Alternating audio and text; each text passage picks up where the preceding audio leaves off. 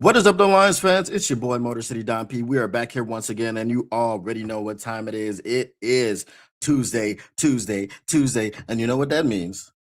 Well, that just means that when you see me in front of TV, one thing's for certain and three things are for sure. Number one, the Motor City Cats are indeed back at it. Number two, we came to give you stats, not none of that static. And number three, and perhaps the most important number of them all, number three, want to make sure you keep your Lions news pragmatic. And you may be asking yourself, how? How, Don? How, Mr. P? Does one keep the Lions news pragmatic? Well, it's very simple. I'm glad you asked, and I'll tell you. I ain't keeping anything from you. I'm gonna give you the information that you need to get so that you will be in the know and you have known that you are in the know. You know?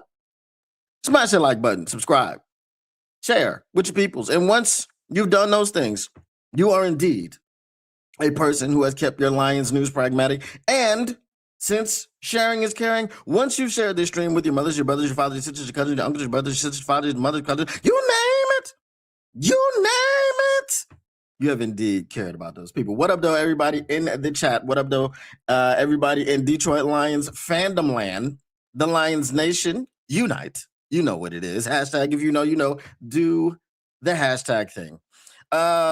It's crazy to me. It's crazy to me. And this is why, as a chat member, don't come in trying to control the show. Don't come in trying to control the narrative. Don't come in throwing hissy fits because the host ain't talking about exactly what you want to talk about in the moment that you want to talk about it, and that the host ain't saying exactly the thing that you want the host to say is the moment that you want him to say it, especially since you brought your ass in here 3 hours and 30 minutes into a 4-hour stream. Okay. Because there is one member of the chat, I'll say his name, I don't care, Paul Thomas, who came in here spouting all this racial BS about Kelvin Shepherd. And here we are today. We're going to be talking about some spicy meatballs, some speculation. We're going to speculate because Dan Campbell had said some stuff and he had said some things. And we're going to dive into that stuff and them things. And we might be talking about, dare I say, a replacement for one Kelvin Chappelle. You know what I'm talking about? But we're not talking about that because we're racist. We don't talk about Kelvin Shepherd because he's black. And if that's what you think, you're going to hate the candidates that we're going to talk about for the replacement because all of them black. But you know what I mean. Let me say what up, though, to the people in the chat. What up, though, Pierce Sargent? What up, though, Zach J? So, Lord have mercy. This damn cat, bro. We have a cat who is an indoor-outdoor cat and it hates being inside, but will beg you to bring him inside. And then 5 minutes later, he's begging to go back outside. My man don't know what he wants. Because he's gonna piss me off. So I'm gonna mute the mic and I'm gonna bring it back when I come back, and I'm gonna kick him out. Hold on 1 second.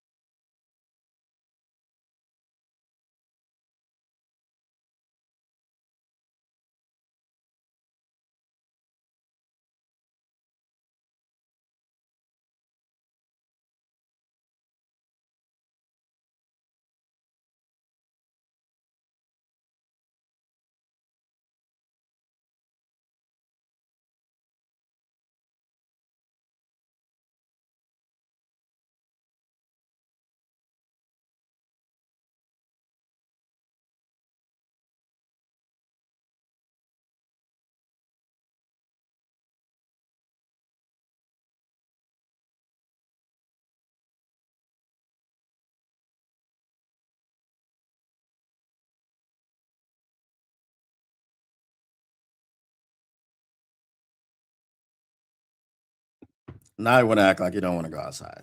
Anyway, uh,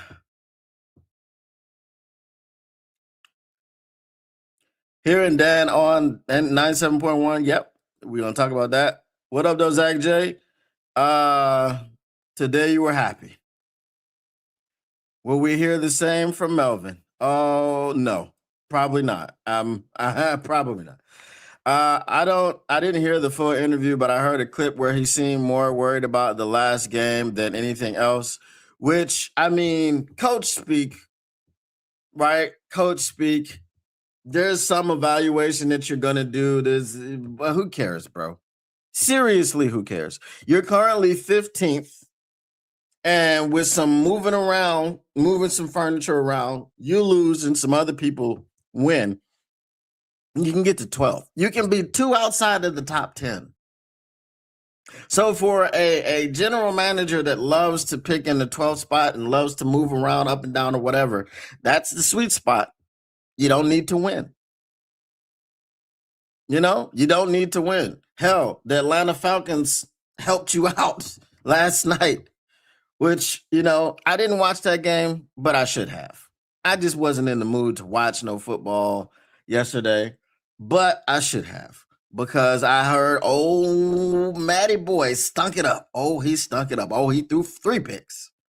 Were any of them pick sixes? I don't know. Let me know. I heard the whole thing. He placed a lot of blame on himself and took accountability. That's what Dan Campbell does all the time.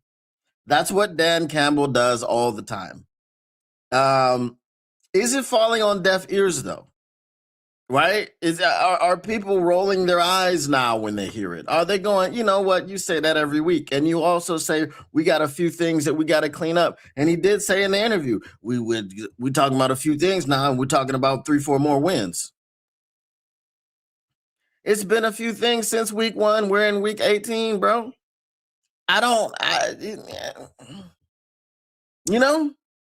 It's been a few things since week 1. We are in week 18 currently. Okay, cool. I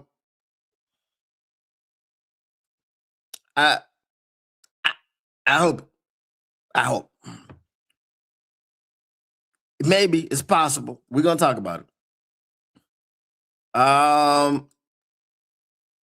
Appreciate you, Mr. Detroit City. Heard a lot of what I heard when AG struggled when MCDC talked about Shep. Oh, he's definitely. I mean, I don't even know why he's still there. The DL coach changed from Tyrell Williams to Casey Rogers. That 1 gap to now 2 gap is a foundational scheme change. Tyleek talked about adapting to this more anchored play style. Casey got to go. But we were told that Tyrell Williams was number 1 and Casey Rogers was number 2 as far as who is the best defensive line coach in the game. And that means Casey Rogers was supposed to be number 1. Why? Because Tyrell Williams didn't go to be a defensive line coach in New England. He went to be the defensive coordinator. So when you're the defensive coordinator, you're no longer a defensive line coach. That means that the number 2 is now de facto number 1, right? So we had the number 1 defensive line coach 2 years, 3. What was it? How many years was Tyrell Williams here?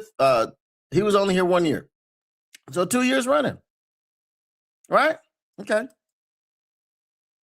We've had 4 years, 4 defensive line coaches under MCDC. Casey Rogers schematically doesn't fit here.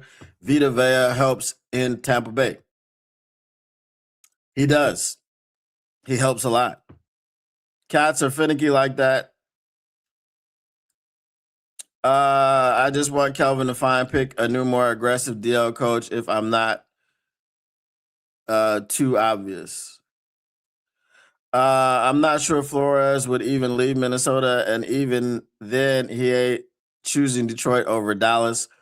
Why do you think that? If we're talking about leaving, we're talking about money. You know what I'm saying? We're talking about. Hold on. We talk about say, I love black people.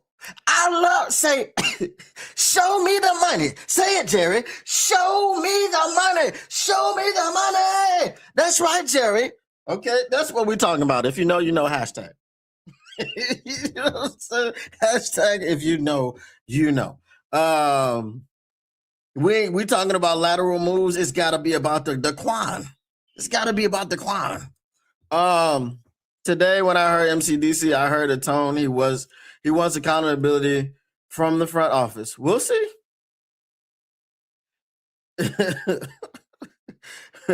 We'll see. You want accountability. I want $1 million. Okay, we want accountability from Brad Holmes. You know what? I think Brad Holmes would do a lot for his standing amongst the fan base who aren't the slappies to come with his hat in his hand offering apologies. Right? But I don't want to hear your apology. I want to see it. I synced it. I want to see it. You know what I'm saying? That's all I want to know. Going from 15-2 to possibly 8-9 ain't a good look either. Yeah, 9-8, 8-9 don't matter. At this point, again, I want the draft pick.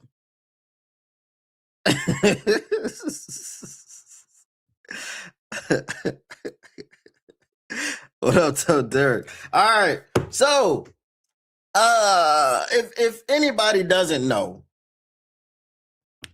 Dan Campbell was on 97.1 The Ticket, and he was asked some questions about varying topics. He was asked about if you would think of moving on from Jared Goff because of his recent struggles. And Dan Campbell said, hell to the no. To the no, no, no. Hell no. To the no, no. Hell to the no. Okay, that's what Dan Campbell said about Jared Goff.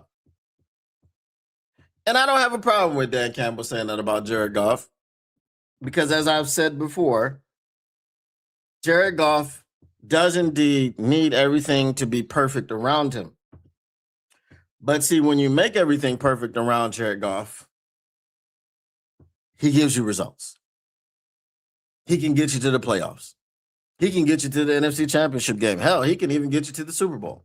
Can he win the Super Bowl? Jury's still out on that because he hasn't won one. But he's been there, and he almost got to a second one. But, you know, old stone hand Josh Reynolds. You know what I'm saying? Old fumbleitis Jahmyr Gibbs. Old missing tackles Anzalone and Derek Barnes. Old Kendall Vildor for some reason. You know, and that was the concerning thing. So Kendall Vildor was just the tip of the iceberg. That we didn't understand that old Brad Holmes couldn't field the secondary. Not an NFL caliber one. Okay, all right, cool. So I don't have a problem with that, but Bradley, Matthias, Jerome, Cornelius, Deshaun, Laquel, LaFonso, Alfonso, Jermaine, Tito, Michael, Jackson Holmes needs to make sure that he does his mother effing job. If Jared Goff needs an offensive line, then God damn it, it's your job to get that man an offensive line. If he needs a 2-piece and a biscuit, Melvin, to perform, you need to run down to KFC and get him a 2-piece and a biscuit. If he needs Mountain Dew in his trailer before he goes on stage, well, you better go down there and get him a case of Mountain Dew so he ain't got no worries. If he goes through one can or one bottle and he needs another, he's got an entire case. It's your job. Bradley, it's your job. Okay. Here's the thing. I don't know if he's going to do his job. That's my only concern with Jared Goff. Jared Goff is a fine quarterback. Jared Goff needs the perfect weather, and he needs this, that, and the third thing. He needs all this stuff. Which is why when you went 15-2 and you played almost every game in the dome, and the Super Bowl was in a dome, that was your best shot. All the playoff games were going to be in a dome too, because divisional round, NFC Championship game, both of those things were going to be in Detroit because you were the number 1 seed. But it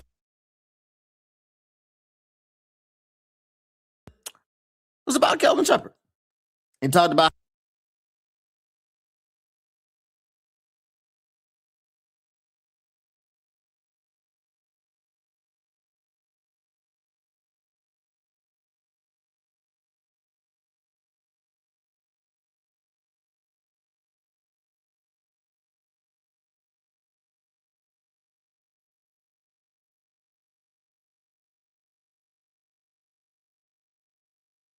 at all.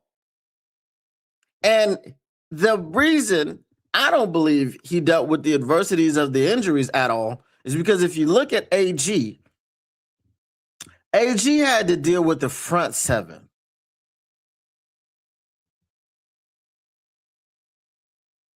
The front 7 is a lot more difficult to recover from. Aiden Hutchinson is hurt. Aleem McNeil is hurt. Who's going to get to the passer? How are you going to disrupt other teams' passing game?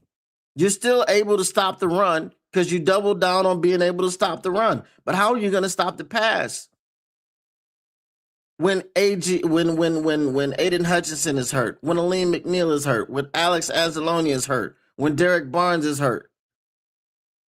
And however are you going to stop the pass when Marcus Davenport is hurt? By that metric, you never can stop the pass. Right? But our defense wasn't the reason that we lost to Washington. And our defense down the stretch with AG never looked like this. Never looked like this. And as I said, he dealt with the front 7. Kelvin Shepard dealt with the back 4. Couldn't get any pressure. Couldn't stop the run. Couldn't do anything. Defense fell apart. Now, if you're a defensive coordinator and you say, hey, somebody comes and asks you and say, hey, man, we need to take one of your units. Now, we can take somebody from the front 7 or we can take somebody from the back 4. What you want? I think I'm just going to say 9 out of 10, but it's probably 10 out of 10. Defensive coordinators would say, I want you to take the back 4. Because if I can get pressure on my quarterbacks that I'm facing, if I can stop the run, then the back 4 is a luxury at that point. Hey, I don't have the back 4. Hey, the back 4 is weak because now I got the Legion of Whom. But I don't really need them. Yeah, they're going to get burnt back there for sure if we let them get there. If we got the front 4, we got the middle 3. If the middle 3 can cover, then that medium intermediate stuff, we still can come up and do something with that too. All of this is from the front 7.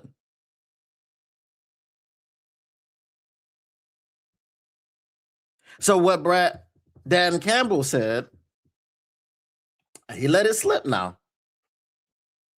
He let it slip that after a game, 24 hours. And he didn't say how many games. He just said, have I thought about it after the game for 24 hours? He didn't say how many games. He didn't say how many times. He didn't say how many 24-hour time periods that he thought about replacing Kelvin Shepard. Now, anybody with a set of eyes could see that the defense wasn't good. Anybody with a set of defense was good was when, not even when everyone was healthy. We had the Legion of Whom, and everybody thought, oh, Tampa Bay, and oh, blah, blah.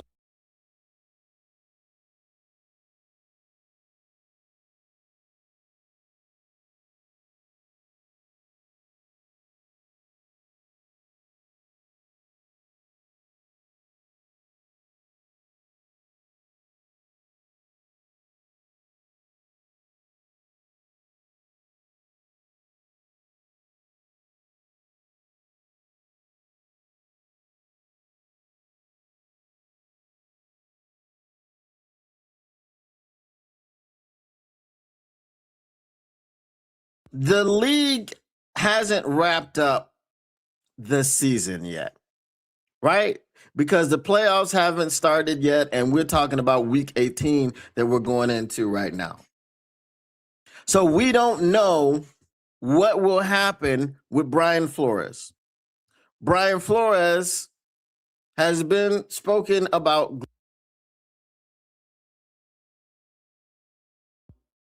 Because if you're not speaking glowingly about Brian Flores, you're probably living under a rock. You're probably a bigot. You're probably something. But it is not an evaluator of coaching talent. It is not as an evaluator of a football mind. If you're talking about Brian Flores other than glowingly. So here's the thing. Brian Flores is going to have a lot of suitors for defense. Unfortunately, what happened with him suing the Dolphins and all this other stuff, it's going to be difficult.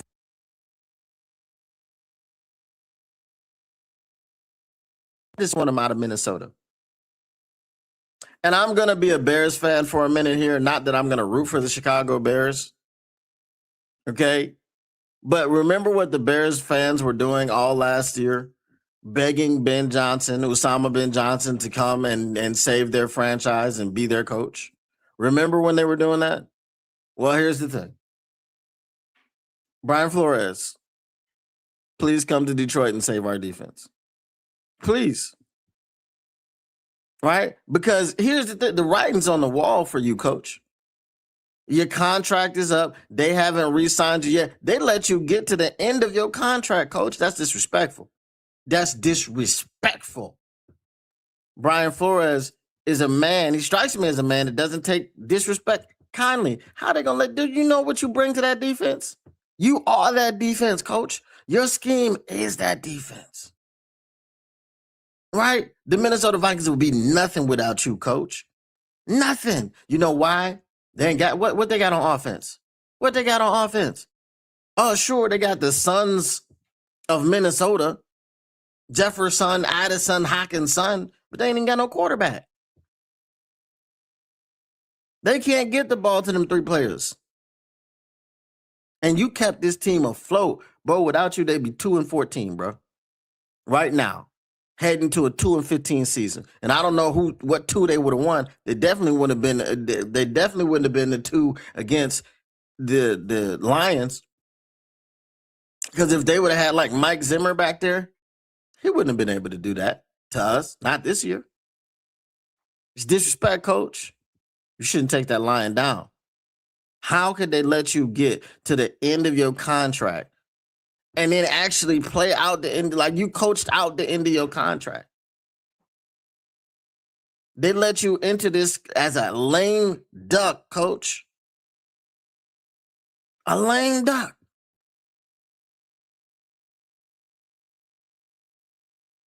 And as I said, the writing is on the wall about the length of the distance of where they can go to.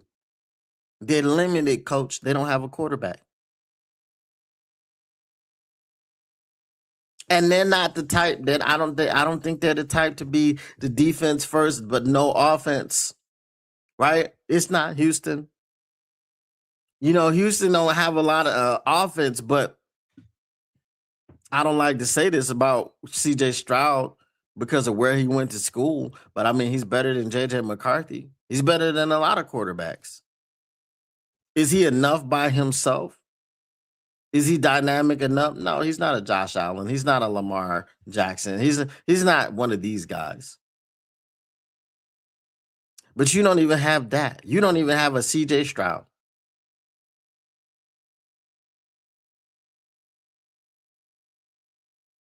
So really, you can stay in Minnesota if they offer you a contract, which they'd be foolish not to. You can stay in Minnesota and continue to think that you're going to beat the Lions, but at the same time, you got to understand, old Mike McDaniels from your old stomping ground might get fired, and if he gets fired, he needs to be, hey, get him on speed dial, start negotiating contract with him for the Detroit Lions, right? Brian Flores, come to the D, man. You're welcome. You're welcome. If you want a Super Bowl, you come to Detroit and lead this defense to heights it's never seen before. And I can promise you we'll get to the Super Bowl, bro.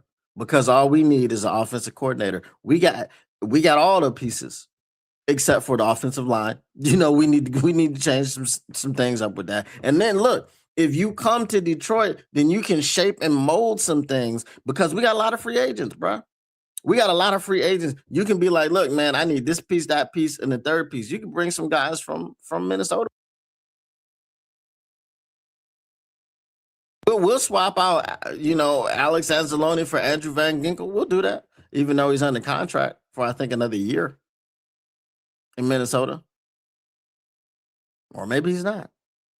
Maybe it was just a 2-year deal. Bring him with you.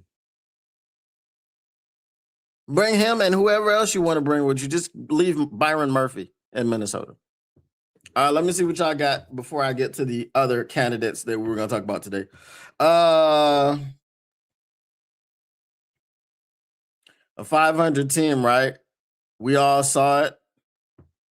Yeah, but we're 500 now. You can't be 500 to end the. All right, but Osama bin Johnson needs to lose. I really don't care about Osama right now. This is about Detroit. He's no longer in Detroit. We put the 52 on him in week 2. We got our get back, whatever. We trying to get draft picks because we know we don't have third rounders.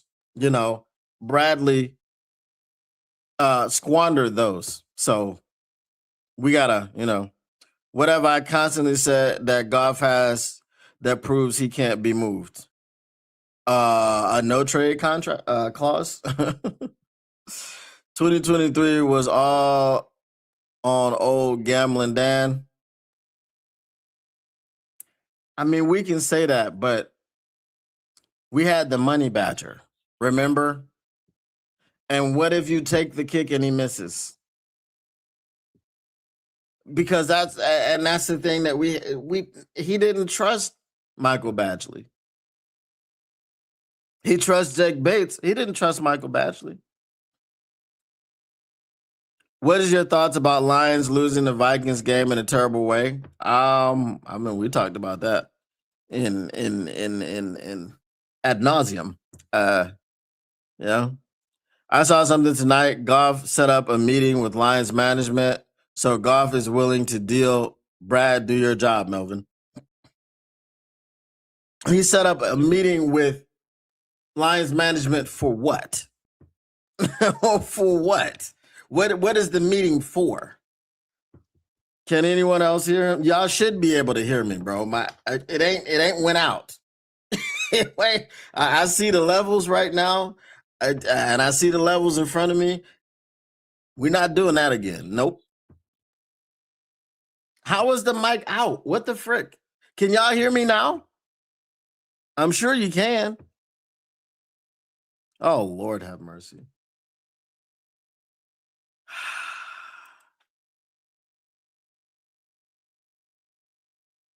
But I'm looking at, I see when did it, well, tell me when it came back in.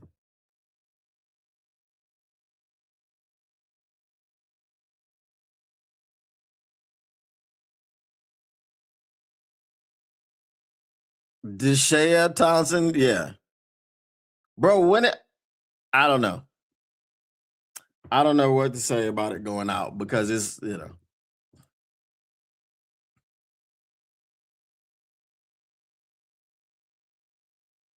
I don't think he'll land one.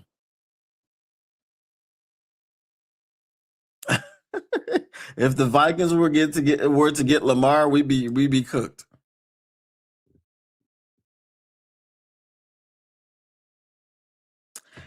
You know what?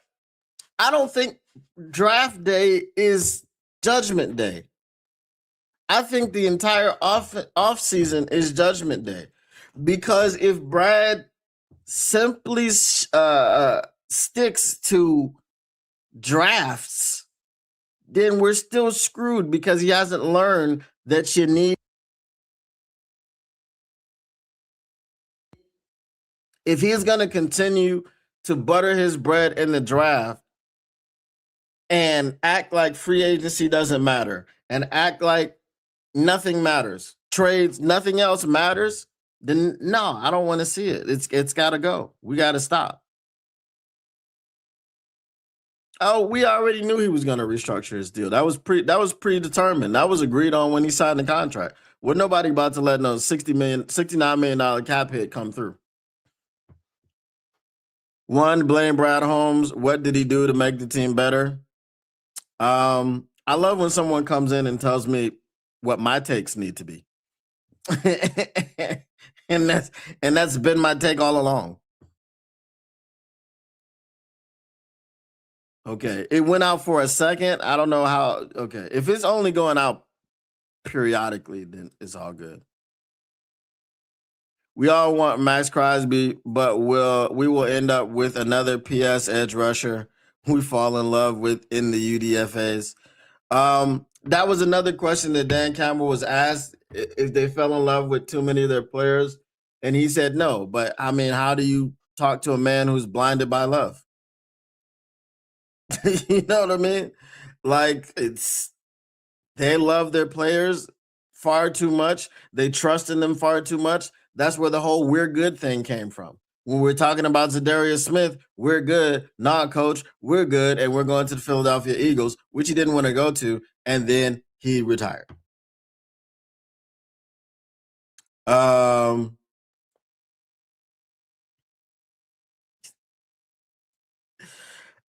It was right when you started talking about Flores, the mic went out. How long did it go out for?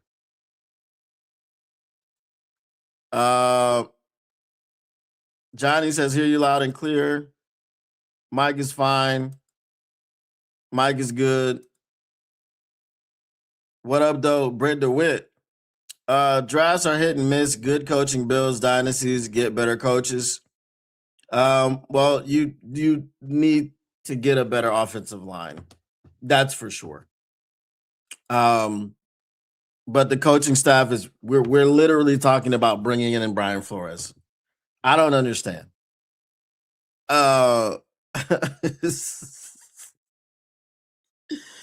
He needs to learn both. Yes, he does. British 15 seconds. All right. 15 seconds not bad. Y'all heard what I said. All right. So Brian Flores was we all know who has done a fantastic job on the defense. The only reason, and I'm gonna tell you guys this, the only reason it looked so easy when it was Osama bin Johnson is because Osama bin Johnson was fired. Not fired, he was let go. He wasn't retained. When Brian Flores came in to Miami, Osama bin Johnson was there on the staff already. Brian Flores already had his people. He didn't retain Osama bin Johnson.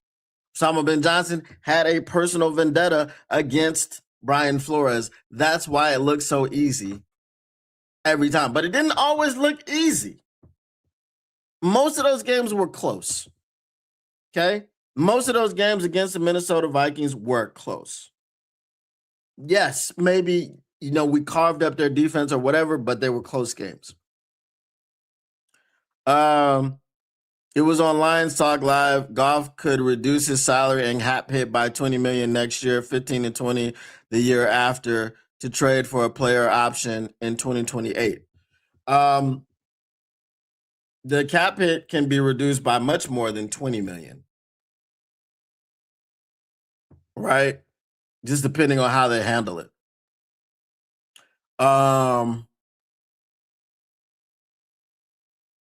Yeah. So 20 million is I don't want to say the low end, but you can get much higher than 20 million.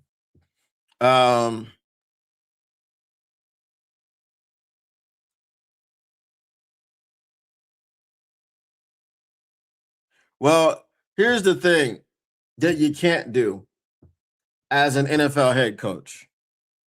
You can't get to the podium and throw your general manager under the bus. It's called decorum, right? When you don't follow the rules of the NFL, when you don't play the game, when you don't have the professionalism in front of the camera that you're supposed to have,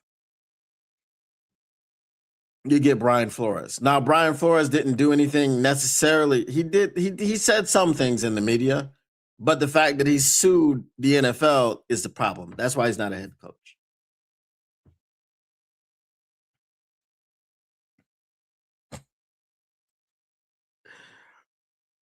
Again, we can't trade Goff because he has a no trade clause. We're waiting to see, and we're going to see next week when he addresses the media. But he better be getting ready to take accountability. Yes, decorum. Decorum is your word of the day with Motor City Don P.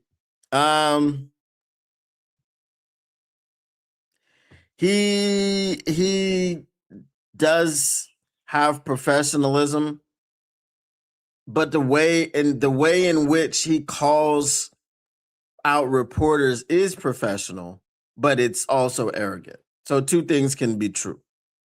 Nobody else does that. Nobody else goes and pulls receipts.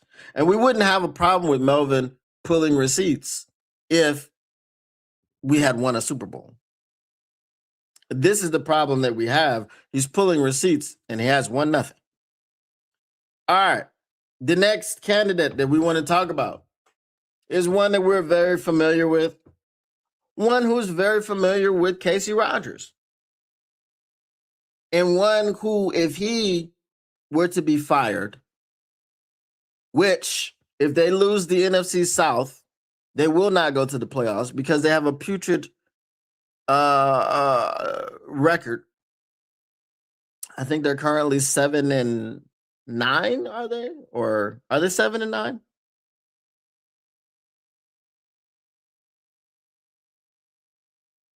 I feel like they are. I feel like the Bucks and the Panthers are both 7-9. I could be wrong. But if the Bucks move on from Todd Bowles, which is something that they really could do, because you've got all these weapons who are generally injured, but you got Baker Mayfield, you got Mike Evans, you got Chris Godwin, you got Emeka Egbuka, you got Bucky. I always want to call him Bucky Brooks. What's his name? Bucky. Because once I get Bucky Brooks in my head, I can't see the other thing. What's his name? Bucky. Bucky of the Bucks. Bucky Irving. There you go. Thank you. Thank you, Zach. Okay.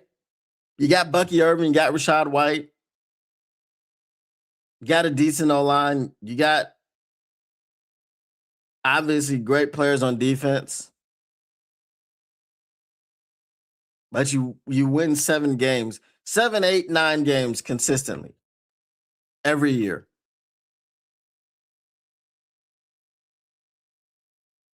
If he finishes 7-10, you gotta fire him, man. You gotta fire him. And if you fire him, there'll be a very, very soft landing place in Detroit. Hey, Dan Campbell, Todd Bowles, boys. They're boys. They like each other. Got a good relationship. Would work well together. Todd Bowles, very, very good defensive coordinator. Todd Bowles, originator of Brian Flores' scheme. Brian Flores is just a lot more blitz heavy than Todd Bowles, but they have very similar. They have very similar schemes. Their seams are similar. Their seams are similar, or their schemes are similar. As I said, Brian Flores just blitzes a whole lot more. What if Todd Bowles brought pressure every play? Todd Bowles is very exotic in his blitzes. He's very exotic in his coverage. He has a very exotic defense. It may be better to get Todd Bowles than it is to get Brian Flores because his defense is more well-rounded. Brian Flores is going to send the pressure. He is going to heat you up. Right? And then you're going to have games where you get 8-9 sacks. But then you're also going to have games against quarterbacks that know how to beat the blitz. So it could be feast or famine. Now, I don't want to say famine. I don't think with a defense like Brian Flores, you're going to get absolute famine. I don't think you're going to get 40, 50 points hung on you. Right? So Todd Bowles would be maybe even a better choice. Now, Todd Bowles is older. Does he want to be a defensive coordinator again? I mean, if you want to keep working, does he want to keep working? What is the likelihood of Todd Bowles getting fired? I think it's very likely. Because even if you win, now I'm not saying he's going to get fired regardless. Okay? I'm not saying that.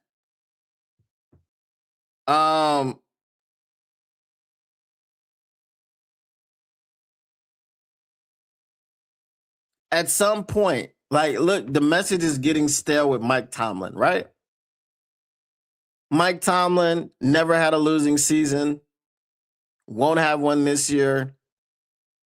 Get to the playoffs, don't win a playoff game. I think that's happened the last 6-7 years. Okay? You don't win a playoff game. You get to the playoffs, but you can't win.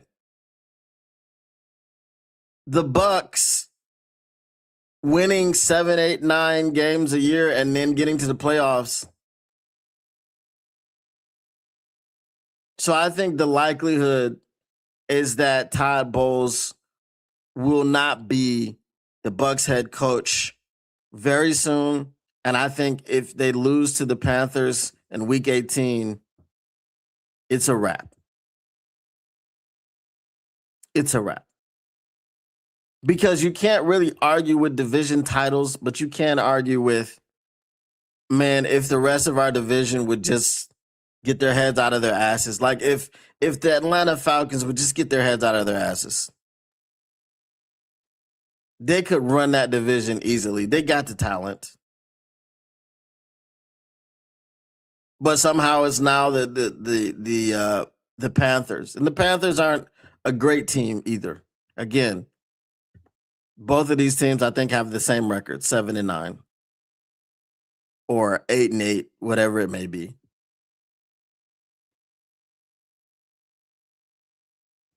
Todd Bowles, come on down. You are the next contestant on Who Wants to Be the Detroit Lions' new defensive coordinator.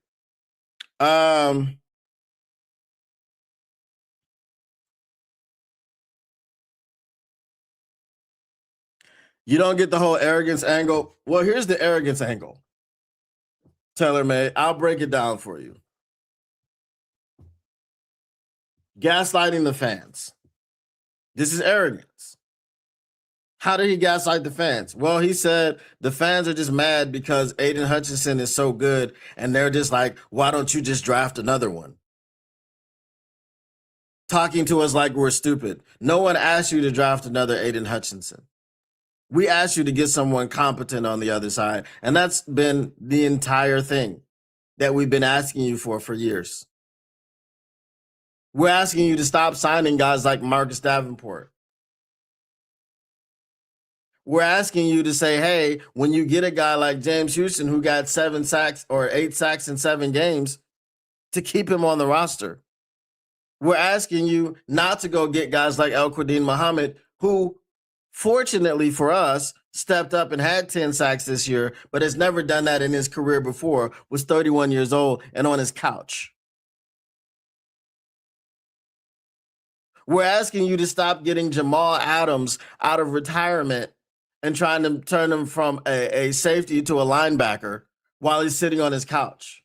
He wasn't retired, actually. He just got cut. We're asking you to stop giving Dan Campbell players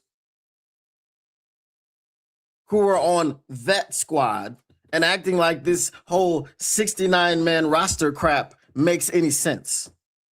You do not have a 69-man roster while everyone else has a 53. You have a 53, just like every other team in the NFL.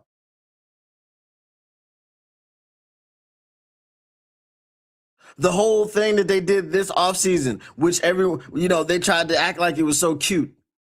Oh, we just had 50 guys make the roster. We didn't have 53. Then you failed. If you couldn't find 3 more guys to make the roster, and then you want to sit up there in a press conference with Ray Agnew and talk about Tyus Wheat and what was it, Tyrus Wheat and Tyus Lacey? Like that we're just supposed to make this big freaking impact, and how we were so fortunate to get them because we couldn't field a 53-man roster? That's arrogance. Acting like you can take a 3rd-round pick, trick it off for a player that wouldn't be drafted, Broderick Martin. For a player that probably wouldn't be drafted, Manu. Not before the 6th or 7th round. To sit there and say, well, y'all been on my ass. I don't know. 6th round. Is that good enough? For a player that didn't play a damn snap the entire season, that's arrogance. For you to sit there and freaking parade around the fact that you had 7 rounds,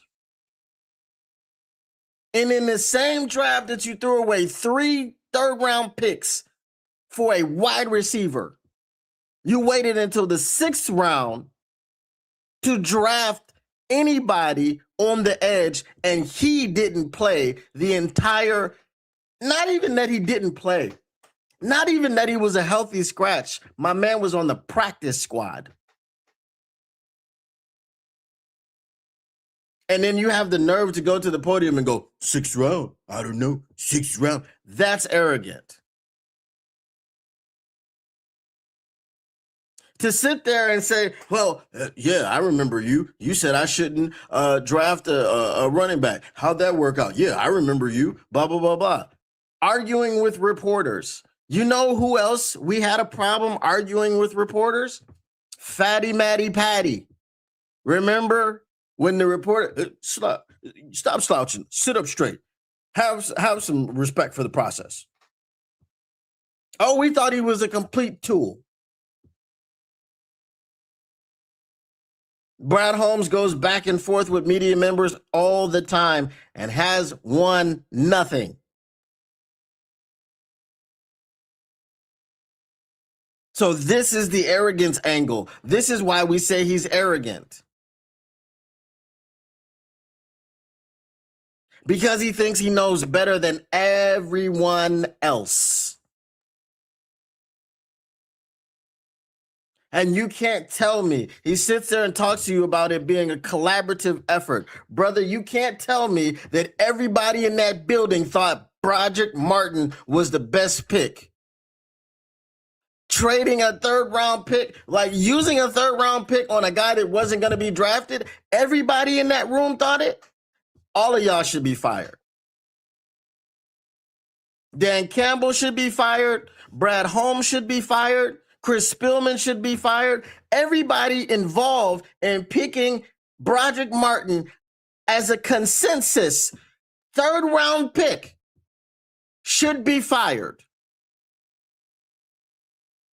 We talked about people that got picked after freaking Hendon Hooker. After we made Hendon Hooker the 5th pick of the 3rd round, Bryant Young and Colby Turner, Demarion Overshown, Deion Henley. These are people that are starters on their teams right now. Bryant Young and Colby Turner are starters on the same team.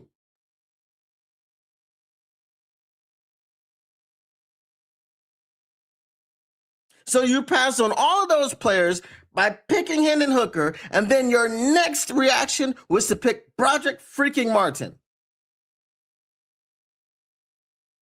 That's arrogance, tailor-made. That's the arrogance angle.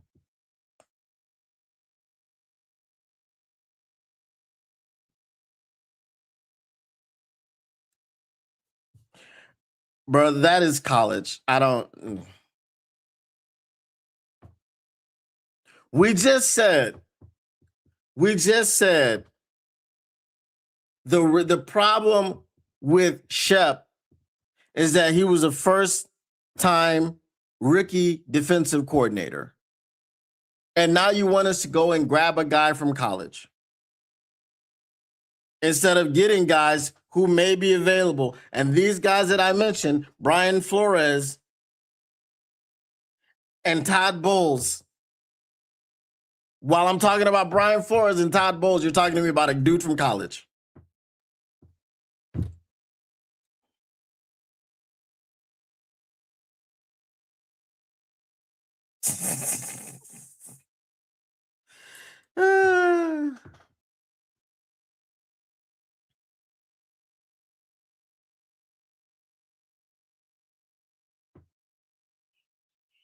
I don't know. The fastest way for a no trade clause to be gotten rid of is the player waive it. It's an agreement that happens sometimes. When the player really knows that you don't want them and then they don't want to be there anymore, so they waive their no trade clause and you can trade them.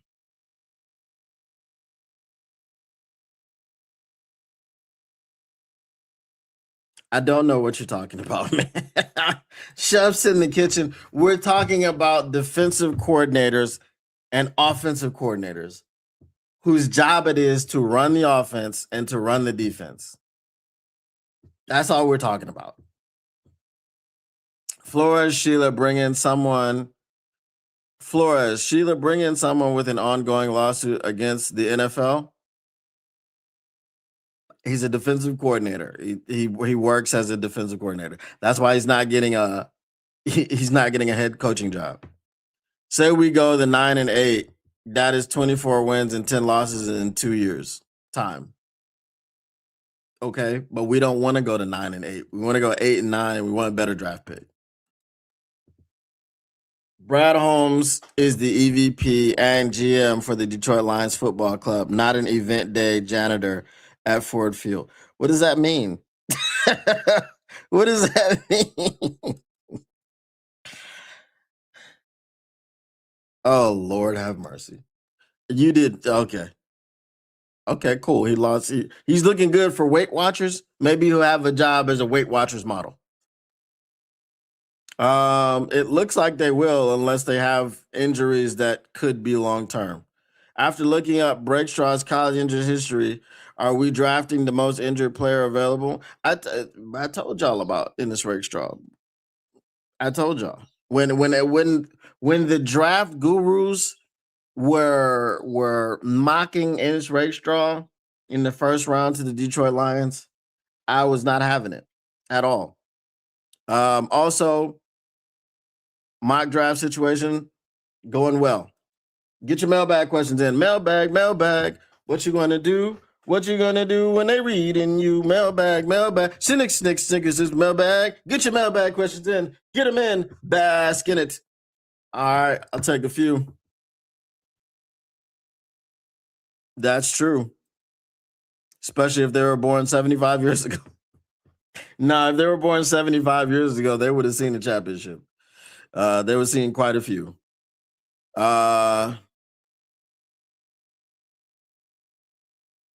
Yeah, the owner is not. She's not gonna fire Brad. And to be honest with you, I'm not even asking you to fire Brad. I'm asking Brad to understand there are 3 phases of roster building. It's not just one, which is the draft. You have to do well in all 3 phases if you want to win a Super Bowl. You can't draft your way to a Super Bowl. I'm sorry. You know? And you can't be so discriminatory that you'll bring in a person for a 1-year rental and then just cast them aside because they played well for your team. They fit in well with your culture, but you didn't draft them. So Carlton Davis, it's time for you to go.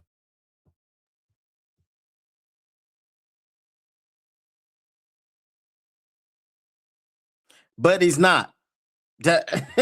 And he proved to you that he wasn't. It doesn't matter what size you are. You are trash.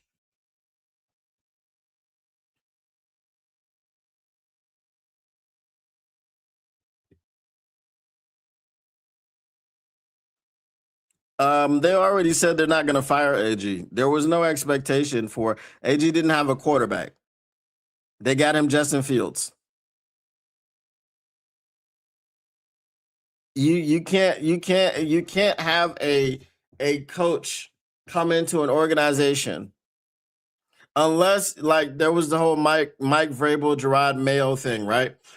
You can't have a head coach, especially a first time head coach, come into an organization which is riddled with turmoil. They wanted him to get rid of Aaron Rodgers. He got rid of Aaron Rodgers. Then he didn't have a quarterback. Right? Because the previous coach let Aaron Rodgers run things. And you know what Aaron Rodgers does to teams. Right? It's just like LeBum. When he gets his hands on a team and then he leaves the team, look what happens to the team. So you can't expect that. There were no expectations for AG in New York.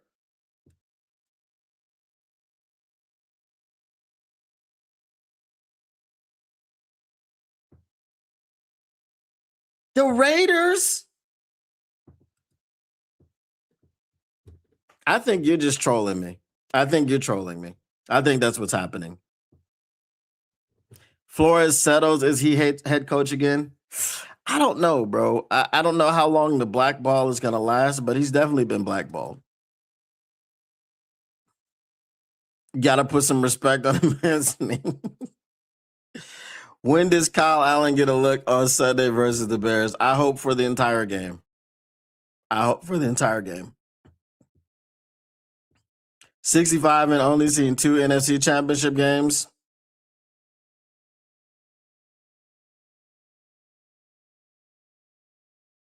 Yeah, but 75, you would have seen a championship.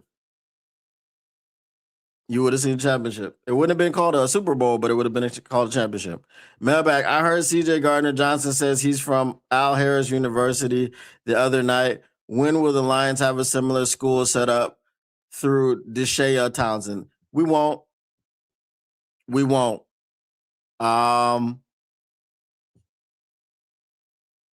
We won't. Al Harris was a dog when he was in the NFL. Deshae Townsend was good, right? But it wasn't a dog. So, mailbag, would you bring Tanner back here to run the offense? No, because I don't know what he can do. He didn't have a quarterback. The offense was terrible in New York. I don't know what his abilities are. And we just did that with Shep. So to run the offense, nah, not a chance. If I said that, then we're not learning. Mailbag, last season the Bears had some chick working with the running backs. This year I see Eric Bieniemy on the sidelines. What are any similarities between the Bears ground game and the Lions? There is no similarity. The Bears ground game is good. The Lions ground game is trash. Usama bin Johnson took it with him. That's it. I'm not. I also think Hooker. Okay. All right.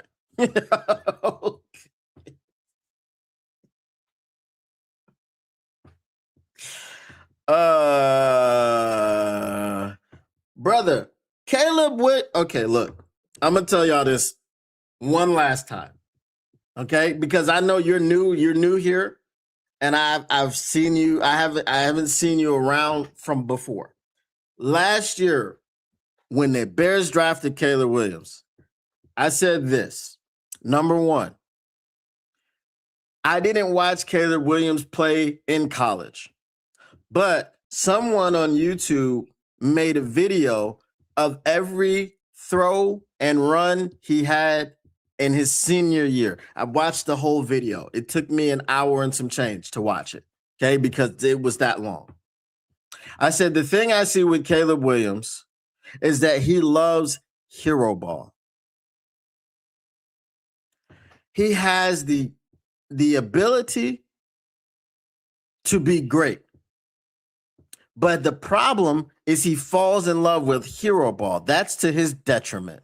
He runs around all day long trying to make a play, and he doesn't know when to let the play die. That's why he gets sacked so much. That's why he turns the ball over so much. Okay? I said in college, or I said in the NFL, he will not be able to do that stuff. And if he has a coach like Matt Eberflus, who cannot coach the hero ball love and worship out of him, he will not be good in the NFL. But if he gets a coach who can curtail that and let him do it when it's necessary, but also get him not to rely on it, he will be good in this league for many years. Now you can ask the chat if I said those things, because the regulars know I did. I never made that assessment about Hendon Hooker. Everybody that says Hendon Hooker would have won the Heisman if he didn't get injured, Gino Torretta won the Heisman. He was never a quarterback in the NFL. Charlie Ward won the Heisman, and then he went to play basketball with the New York Knicks. We had a coach. He went to Oh Hell No State. Troy Smith. Troy Smith won the Heisman. Didn't do a damn thing in the NFL. Did Quincy Carter win the Heisman with Georgia? And then went to the Cowboys and didn't do a damn thing. Lots of players come out of college at the quarterback position and aren't ready to be NFL quarterbacks. Caleb Williams had the skill set to be an NFL quarterback. That's why they drafted him number 1 overall. But Caleb Williams had to have that NFL quarterback skill set developed, because the hero ball thing was very detrimental. Matt Eberflus couldn't do it. Usama bin Johnson can. And that's why you've seen his improvement this season.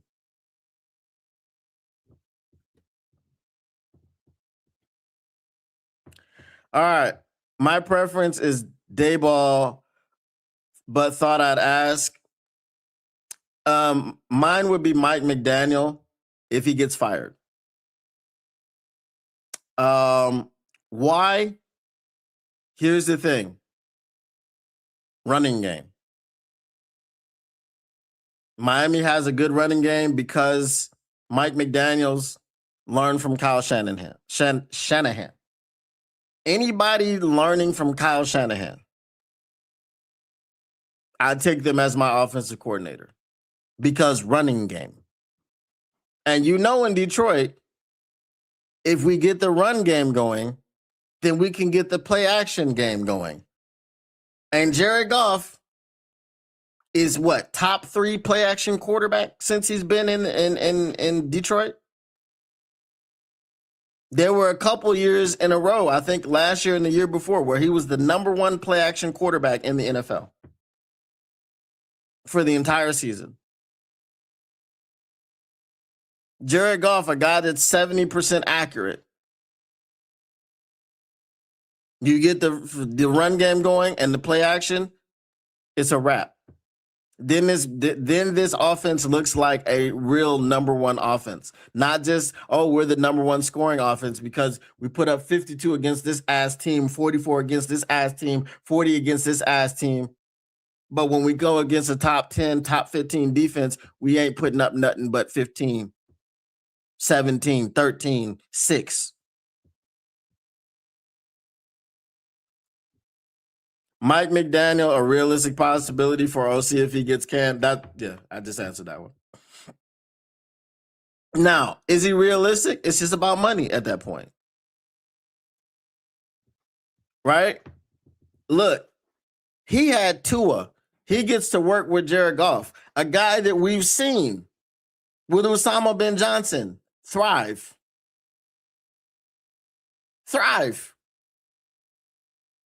So, is Jared Goff an attractive quarterback to come and work with? Yeah. He's a top 3 quarterback. Just get him an offensive line. That's all. The weapons are there. Get him an offensive line. Protect him.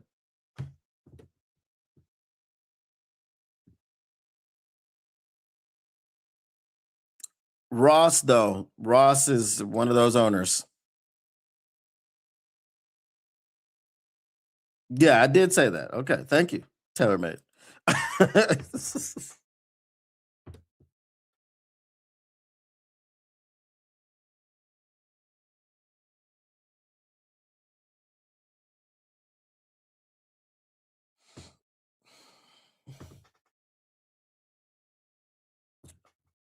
I would like you to explain to me how NFL contracts work.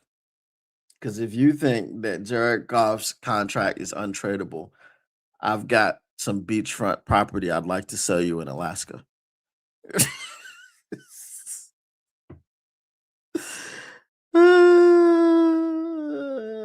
Brian Daboll would probably be, he's on my list, but he's not the top on my list. We'll have to see who's available. Andre Ware won a Heisman too. Ass cheeks. Complete cheeks. Didn't Terrell Pryor win the Heisman? Did he? He might have. And he was a wide receiver in the NFL. We're talking about highlight tapes. Highlight tapes are always awesome. They're highlights.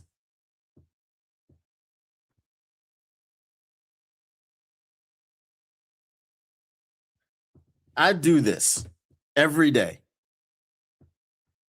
Did Hendon Hooker even look in the preseason? Did he even look good running the ball? Did I not comment on this? I mean, look, I do this every day, bro.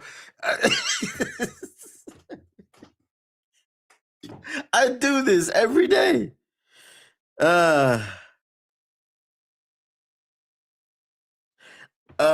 Can the no trade clause be waived? Does the player who has the no trade clause, does he have the ability to waive it? I just want to know.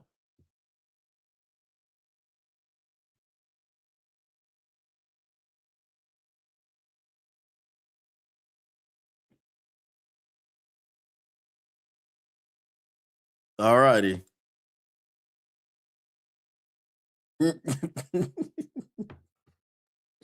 Guys, my show starts at 7:15 p.m. If you can make it, please make it. Uh, yes, I work for the Lions, and I am a Brad Holmes and a Dan Campbell slappy, and I am a Jared Goff slappy, and I never say anything interesting. I never say anything negative about the team, ever. Brad Holmes can do no wrong. Dan Campbell can do no wrong. Jared Goff can do no wrong. Um, that about covers it, I guess. That about covers it. I think the answer is yes. He has the ability to waive the no trade clause. Okay, right? He does. All right. And people with no trade clauses get traded all the time. It happens. Okay, because the person with the no trade clause can become unhappy with the situation.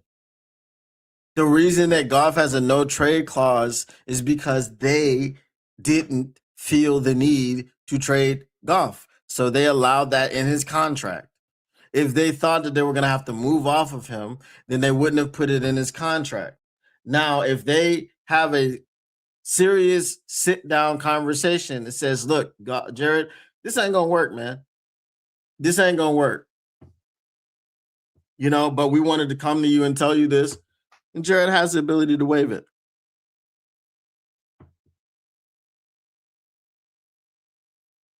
Yep. I also do that. We're talking about football. We're talking about things that can be proven. We're talking about things that are in black and white. We're talking about contracts. You're talking to me about scripts. We're talking about contracts that have been moved. You're telling me that these type of contracts can't be moved. I'm telling you water is wet. You're telling me water is dry. So whatever it is that you think about me, that's it. I do it. You're welcome to stay or you're welcome to go. It's up to you. Oh my goodness. I'm a oh.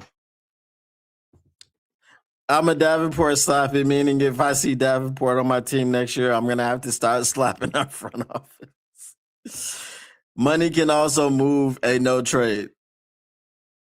Taylor made.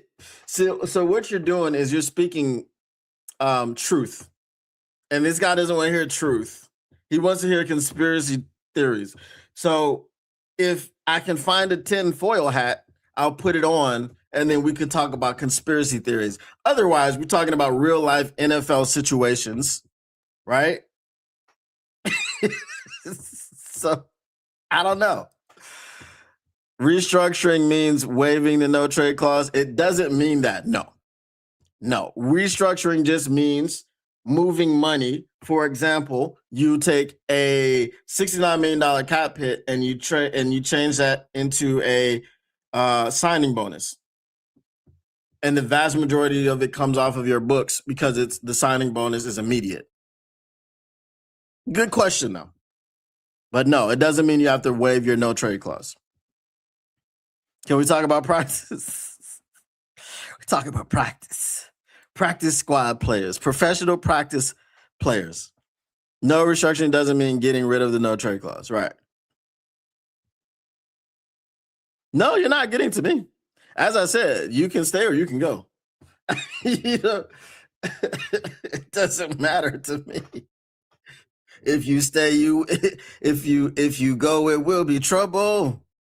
If you stay, it will be double. You can stay or you can go. You know what I mean? Goff is not approving a trade to the Raiders, Browns, or Jets. Stop it. Who said anything about that? My background is in my bio, if that helps anyone. I don't think he's going to read your bio, bro. He's here to troll. It's okay. It's okay. And we appreciate your subscription. All right, y'all. We're going to go ahead and get up out of here. We'll be back tomorrow. Listen, I really don't think that I'm gonna preview this game coming up for the Bears. I really don't think I'm gonna do it. It could be something on a Friday where I don't care. I don't care. So I don't want the Lions to win the game. I I don't care. I'd rather they lose the game, so that they can get a better draft pick, because it's about fixing the team. It's about fixing this offensive line. It's about getting protection for our quarterback who needs to be protected. I don't care about a win over Osama bin Johnson. Pay the due and troll. No problem. At least you're honest. Yeah, that's all I am.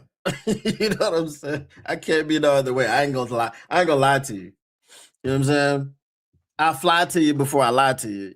Anyway, once again, the Motor City Cats are indeed back at it. We came to give you stats, not none of that static. Whatever you do, make sure you keep your Lions news pragmatic. Appreciate y'all, new and old. But if you're new, just know that I know.